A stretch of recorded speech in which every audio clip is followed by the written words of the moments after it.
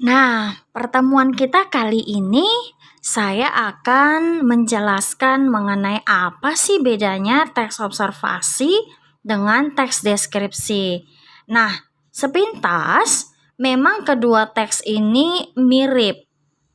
Persamaannya itu karena hasil dari teks observasi dan teks deskripsi itu didapat berdasarkan pengamatan yang dilakukan. Jadi sama-sama melakukan pengamatan ya, kedua teks ini. Nah, agar kita mengetahui apa sih bedanya teks observasi dengan deskripsi, mari simak bersama-sama ya. Nah, perhatikan contoh berikut ini. Saya buat di sebelah kiri itu contoh teks deskripsi, sedangkan di sebelah kanan itu contoh teks observasi. Kita mulai dari judulnya dulu ya. Di dalam teks deskripsi, saya buat judulnya Si Piko Kucingku. Sedangkan di teks observasi, judulnya hanya kucing. Nah, dari segi judul saja, kedua teks ini berbeda. Mengapa? Karena di judul Si Piko Kucingku, ini sudah ada unsur kekhususan. Khususnya di mana? Khususnya yang dibahas adalah kucing, namun khusus untuk si Piko. Sedangkan di teks observasi tidak ada pengkhususan. Jadi yang akan dibahas di sini pastinya hal yang umum karena judulnya hanya kucing. Selanjutnya perhatikan kalimat-kalimat di dalam setiap kolom. Di kolom teks deskripsi, kalimat pertama itu Piko kucingku sangat nakal. Nah, di kalimat pertama ini digambarkan sifat si Piko. Jadi mulailah dibuat suatu penggambaran dari si Piko kucingku. Sedangkan di teks observasi itu kalimatnya dimulai dengan kucing merupakan binatang peliharaan yang paling populer. Nah, di sini penggunaan merupakan. Jadi di contoh teks observasi itu diawali dengan definisi umum ya. Kalau kamu ingat kembali pada materi di video saya sebelumnya, nah kan strukturnya teks observasi itu dimulai dari pernyataan umum atau definisi umum ya. Nah, dari situ aja sudah kelihatan berbeda. Kemudian di dalam teks deskripsi ada penggambaran bagaimana si Piko. Jadi mulai diceritakan tiap pagi ia duduk persis di depan mukaku. Nah, di sini si penulis mengajak kita membayangkan bahwa si Piko ini tiap pagi duduk persis di depan mukaku. Jadi ada penggunaan bahasa yang membuat kita dapat membayangkan seolah-olah si Piko tersebut, ya kan?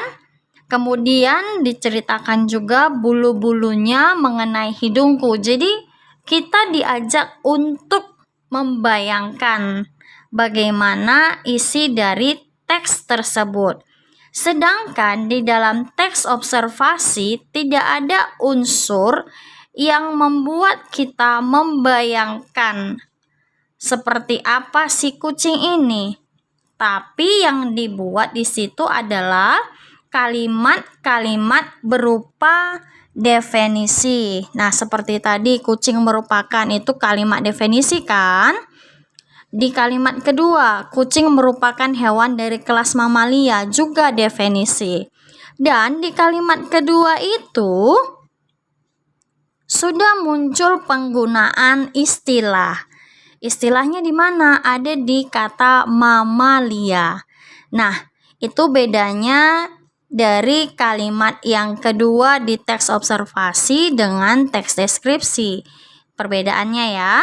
Kemudian, coba perhatikan di teks observasi di kalimat ketiga. Berdasarkan makannya, kucing termasuk binatang karnivora karena pemakan daging. Nah, di sini mulai dijelaskan ada juga bahwa kalau berdasarkan makannya berarti ada proses pembagiannya. Ada klasifikasi namanya ya. Jadi selain tadi ada istilah, kemudian ada definisinya, ada juga pengelompokan atau kalimat klasifikasinya. Berdasarkan makannya, kucing termasuk binatang karnivora. Berarti ada proses klasifikasi. Sedangkan di dalam teks deskripsi, proses yang namanya kalimat klasifikasi itu tidak ada. Kalian boleh lihat yang ada itu dia kalimat yang menggunakan panca indera. Sekarang perhatikan kembali contoh berikut ini merupakan kelanjutan dari paragraf sebelumnya ya. Kita lihat dari contoh teks deskripsi. Di contoh teks deskripsi ada penggunaan kata ganti orang. Perhatikan, ia akan tertidur pulas di pangkuan kami jika kami memanjakannya dengan mengelus-elus kepalanya. Kami sekeluarga sangat senang karena si Piko kucing yang tidak jorok. Nah, banyak sekali penggunaan kata kami, berarti dapat kita simpulkan si penulis teks ini terlibat di dalam isi teksnya karena ada kata kaminya ya.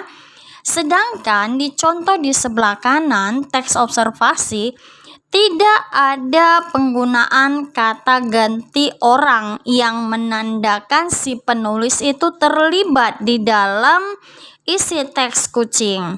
Yang muncul di situ kucing dikelompokkan menjadi beberapa jenis. Jadi tidak ada proses kata ganti orang di situ ada ya, tidak ada. Yang ada di sana adanya pengelompokan. Jadi mulai lagi masuk kepada kalimat klasifikasi. Sampai kata berdasarkan asalnya, nah ada klasifikasinya kembali. Tadi sudah muncul definisi umumnya, ada kalimat istilah, ada juga kalimat klasifikasi itu di dalam teks observasi sampai di kalimat yang terakhir itu muncul istilah seperti kucing terah atau galur murni, itu kan istilah kan. Sedangkan di teks deskripsi di sebelah kiri tidak ada kita temukan istilah-istilah. Nah, itulah perbedaan yang dapat kalian perhatikan di contoh yang saya tampilkan ini. Nah, itu dia ya. Saya harap kalian dapat melihat apa bedanya. Nah, dapat kita simpulkan bersama-sama bahwa perbedaan dari teks deskripsi dengan teks observasi itu ada beberapa hal. Pertama, mulai dari objek yang dibahas. Dari objeknya saja sudah berbeda. Kalau di teks deskripsi tadi, objek yang dibahas itu secara khusus dilihat dari judulnya tadi ya, si Piko kucingku. Sedangkan teks observasi, objek yang dibahas itu secara umum. Makanya judulnya tadi hanya kucing. Itu ya. Perbedaan yang dapat kita simpulkan dari contoh tadi yang berikutnya adalah dalam hal penggunaan istilah. Kalau di dalam teks deskripsi itu istilah-istilahnya tidak ada ya. Yang paling banyak istilah-istilah itu muncul pada saat kita membaca teks observasi. Seperti tadi ada kucing terah atau galur murni, ada tadi karnivora, ada mamalia, itu di teks observasi. Selanjutnya perbedaan yang ketiga dalam hal penggunaan kata ganti orang. Nah, ini tadi kita telah menemukannya di dalam teks sebelumnya.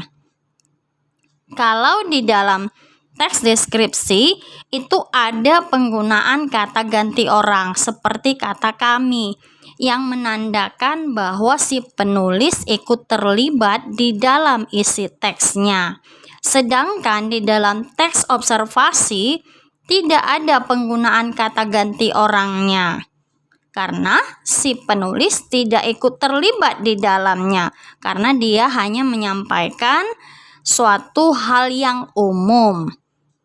Selanjutnya, perbedaan yang keempat itu dari segi penggunaan bahasa.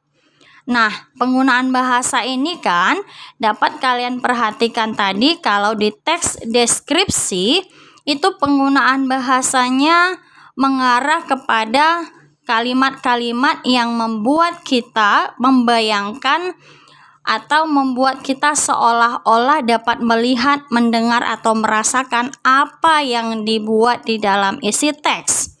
Sedangkan teks observasi, penggunaan bahasanya bukan ke arah penggambaran supaya membayangkan dengan menggunakan panca indera, tapi menggunakan bahasa, ada penggunaan istilah, ada penggunaan bahasa yang menggunakan klasifikasi atau tadi pembagian-pembagian jenis.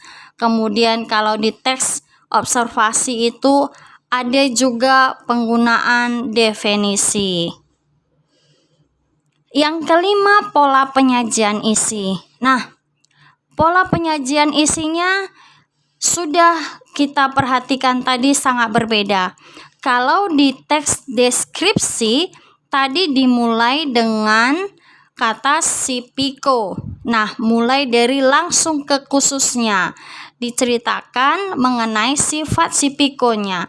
Sedangkan pola untuk teks observasi dia dimulai dari definisi umum ataupun pernyataan umum mengenai judul atau mengenai topik yang dibahas. Nah, itulah kesimpulan dari contoh teks tadi. Jadi kita dapatkan ada 5 kesimpulan perbedaannya ya. Objeknya beda, penggunaan istilahnya, penggunaan kata ganti orang, penggunaan bahasa, dan pola penyajian isi. Itu dia perbedaannya. Sampai di sini dulu video pembelajaran kita kali ini.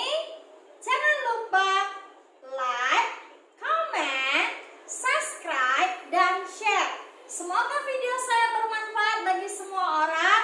Sampai jumpa di video saya selanjutnya.